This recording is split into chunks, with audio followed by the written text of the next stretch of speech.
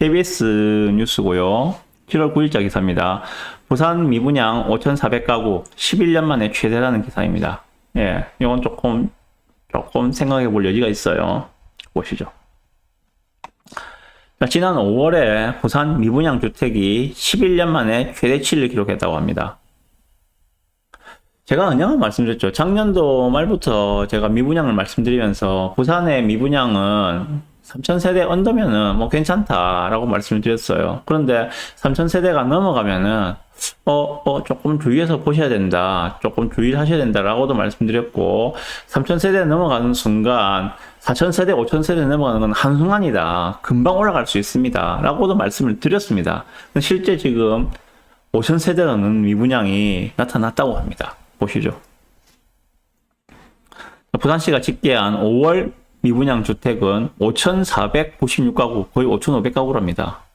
지난해 같은 달보다 90% 이상 증가했다고 합니다. 그러면 지난해 같은 달 23년도 7월 달에는 5월 달이겠죠. 기준은 5월 달이니까 23년도 5월 달에는 뭐 한 3,000세대 안 되는 언더로 미분양 물량이 있었는데 지금 거의 뭐 100 가까이 증가를 했다. 이런 이야기를 하고 있습니다. 이는 2013년 4월 이후 최대 미분양 물량이다라고도 이야기를 하고 있습니다. 예, 좀 심각하죠. 지역별로는 남구가 1,241가구로 가장 많았다. 그 다음이 기장군인데 814가구, 사상구도 549가구 등의 순이었다라고 이야기를 하고 있네요. 네, 부산 미분양이 지금 5,500가구랍니다. 보시죠. 그러면 자, 요거는 부산광역시 홈페이지에서 미분양 관련 집계를 제가 다운받아서 보여드리는 거예요. 자, 부산광역시 전체의 5월 31일 기준 미분양 숫자입니다. 5,496가구, 예, 5,500가구로 보시면 될 것 같고, 그럼 어디가 가장 많은가? 남구입니다. 남구에 1,200가구. 어딘지 아시죠? 예, 다들 아시는 그 단지입니다. 그 단지. 5월 말 기준이니까 6월 달에 좀 많이 팔렸다 하더라고. 해링턴 말이거든요. 5.1구역 해링턴 말에 지금 미분양이 사실상 남구 미분양 중에서 상당한 부분을 차지하는 게 해링턴 말이라고 보시면 됩니다. 청가구는 정도는 그 해링턴 말의 물량이라고 보시면 됩니다. 다른 물량들도 있겠죠. 예, 다른 미분양 물량도 있겠지만은 많은 부분을 차지하는 게 해링턴 말이다라고 보시면 될 것 같고,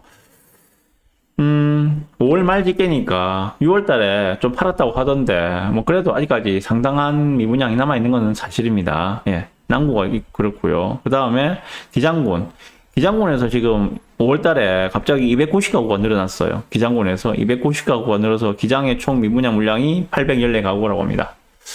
기장은 얼마 전에 분양했던 그 일광 유림 노르웨이 숲, 예, 걔가 지금 미분양이 좀 남아있는 것 같아요. 그래서 걔가 290가구로 5월 말에 집계가 됐는데, 얘도 지금 6월 달에 좀 많이 팔았다고 이야기를 들었습니다. 그래서 지금은 290개가 아닐 거고, 아마 100 몇십 개 정도로 아마 확 떨어져 있을 거예요, 지금은요. 예. 제가 듣기로는 그래 들었습니다.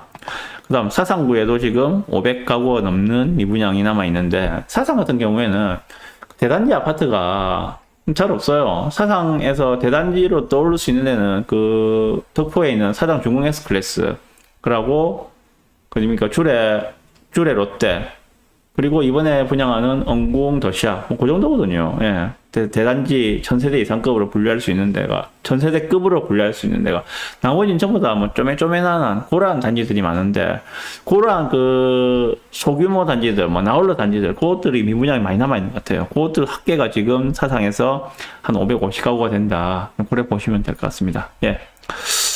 지금 통계를 보여드렸는데, 부산에 미분양이 이 정도면 약간 좀 문제가 될 소지도 있겠다라는 생각이 듭니다. 제가 말씀드렸지만은 일단 요걸 통해서 두 가지를 추론을 해볼 수가 있습니다. 요 자료를 보고 두 가지를 추론을 해볼 수가 있어요. 그럼 첫 번째, 뭐 소규모 단지 그리고 나홀로 단지, 그죠? 비브랜드 단지의 미분양은 우리가 예상을 할 수가 있습니다. 흔히 저거는 아마 암만 뭐 초역세권이라도 100세대 정도 되는, 그리고 비브랜드가 지은 그런 것들은 70% 80%는 미분양 나오잖아요.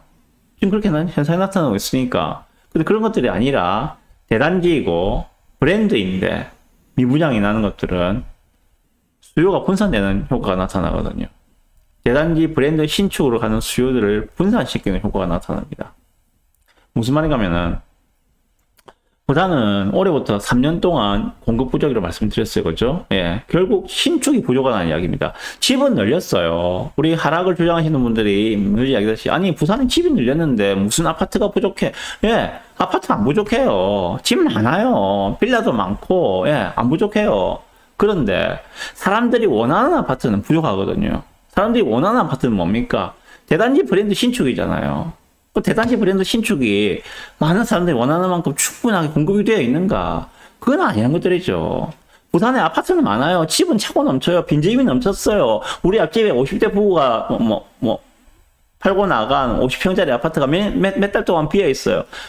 그 아파트는 모든 사람들이 선호하지 않는 아파트 가능성이 매우 높다는 것들이죠. 그 말씀을 드리고 있는 것들이거든요. 모두가 선호하는 대단지 브랜드 신축은 많지가 않거든요. 그렇기 때문에 부족하고 계속 새로운 아파트를 공급을 해줘야 하는 것들이죠. 그 수요를 충족시켜주기 위해서는.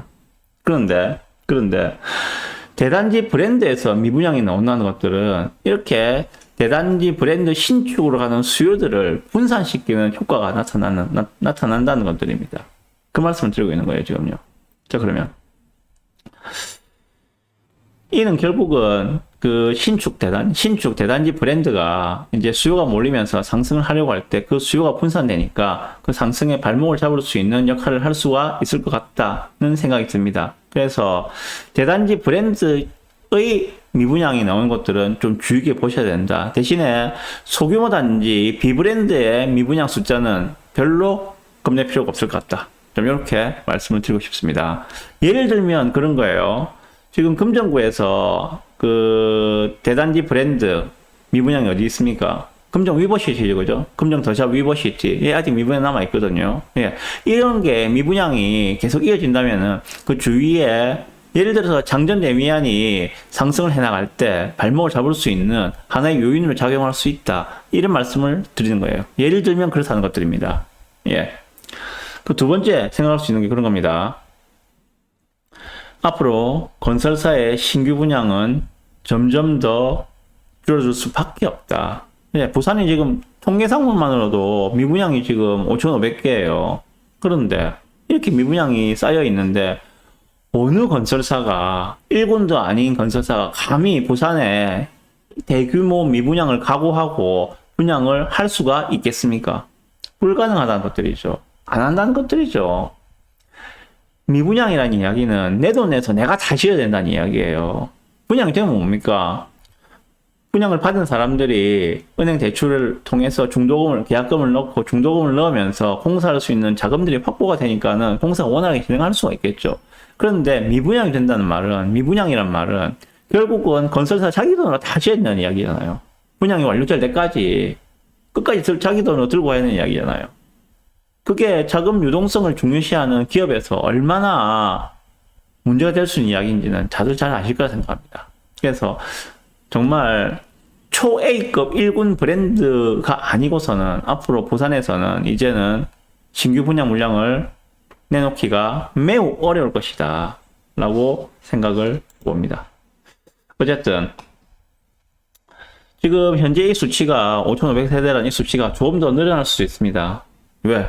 동래 대광 로제비앙 미분양 나왔잖아요, 그죠? 아실 겁니다. 아마 한 달 정도나 2달 정도 더 있으면 이제 미분양 수치로 잡힐 거예요. 그리고 법률 입현한 세상, 법률 입현한 걔도 미분양 나왔죠, 그죠? 예, 걔도 한 2달 있으면 미분양 숫자로 잡히지 않을까 생각이 듭니다. 그러면 아마 순간적으로 한 6천 정도까지 이 수치는 올라갈 수가 있을 거라 생각이 들어요.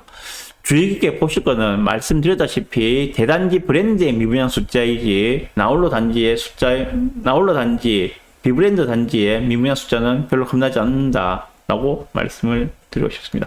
어쨌든 조금 더 지켜보시고 그런 거 보면서 판단해 보시면 좋겠고 미분양 수치는 가능한 월별로 이게 부산시 홈페이지에 나와 있으니까 가능한 월별로 말씀을 드리겠습니다. 그리고 보다 보면은 미분양이 갑자기 확 떨어지는 그런 타이밍이 나올 겁니다. 그런 시기는 정말 주의 깊게 보셔야 됩니다.